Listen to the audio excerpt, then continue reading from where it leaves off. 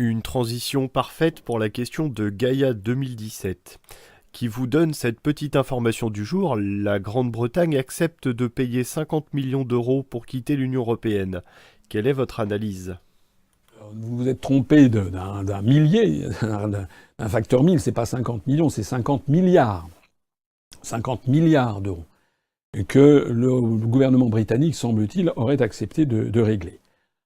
Alors, je vais répéter ce que j'ai déjà dit plusieurs fois, mais c'est très important de le redire.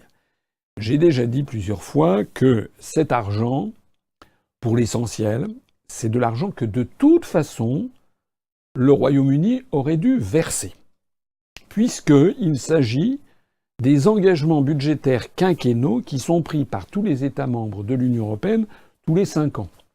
Donc le Royaume-Uni avait dit que chaque année, il allait devoir verser, je ne sais plus combien, là il doit rester peut-être 2 ans et demi, donc c'est peut-être de l'ordre de 23 milliards d'euros, donc en gros ça doit être une cinquantaine de milliards, donc ça fait, au lieu de le verser par tranche jusqu'à la fin du programme quinquennal de la commission Juncker, eh bien, comme ils sortent, ils vont payer tout d'un coup.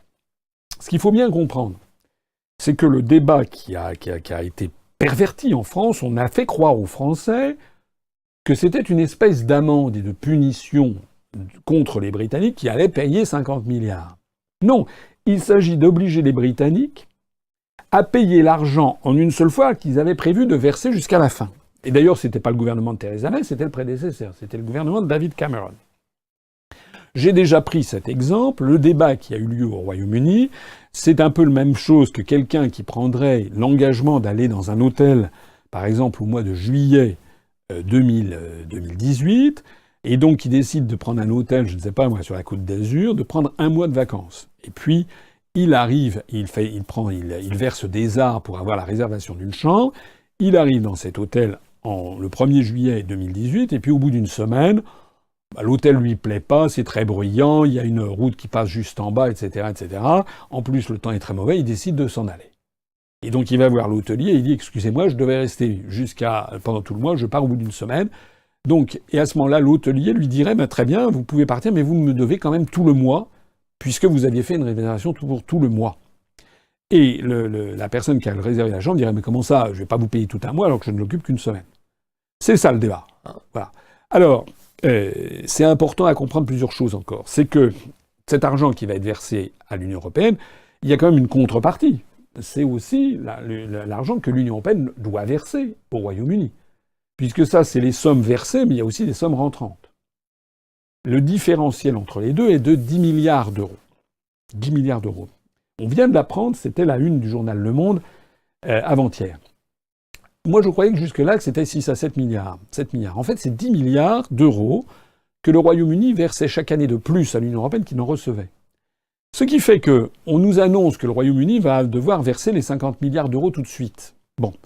Mais ce que l'on ne dit pas aux Français, c'est qu'à la fin de la commission Juncker, lorsqu'il va y avoir une nouvelle période budgétaire de 5 ans, le Royaume-Uni n'étant plus dans l'Union européenne ne devra plus rien payer.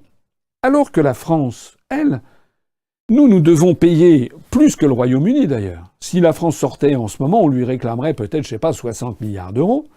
Mais à la fin de la commission Juncker, si on est toujours dans l'Union européenne, on va devoir s'engager de nouveau pour 5 ans avec ce système. Et ce qu'il faut savoir, c'est que les 10 milliards d'euros que le Royaume-Uni versait en plus à l'Union européenne qu'il ne recevait, ça va donc être un manque à gagner dans les prochains exercices budgétaires. C'était la une du journal Le Monde avant-hier qui, d'un seul coup, dévoilait le poteau rose et confirmait mes analyses. C'est-à-dire qu'en fait, on fait triste mine à Bruxelles et dans les cercles européistes parce que l'on se rend compte que le départ du Royaume-Uni, une fois que tout sera réglé, toutes les affaires financières en cours, à partir du moment où le Royaume-Uni ne sera plus dans l'Union européenne, il va manquer 10 milliards d'euros de déficit, 10 milliards d'euros cash. Et comme il va manquer 10 milliards d'euros cash, on s'est tourné vers qui? On s'est tourné vers les autres pays pour qu'ils fassent leur devoir et qu'ils prennent à leur charge la partie que le Royaume-Uni ne va plus verser. Du temps du Royaume-Uni présent dans l'Union européenne, la France avait représenté à peu près 16 à 17% du budget de l'Union européenne. Le Royaume-Uni étant parti, la France désormais va prendre une part plus grosse du fardeau, de l'ordre de 20%.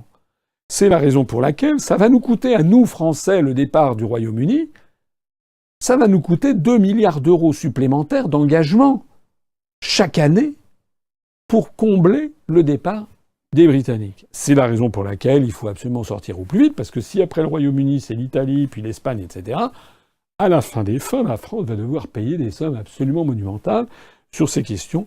Il est vraiment temps de sortir le plus vite possible.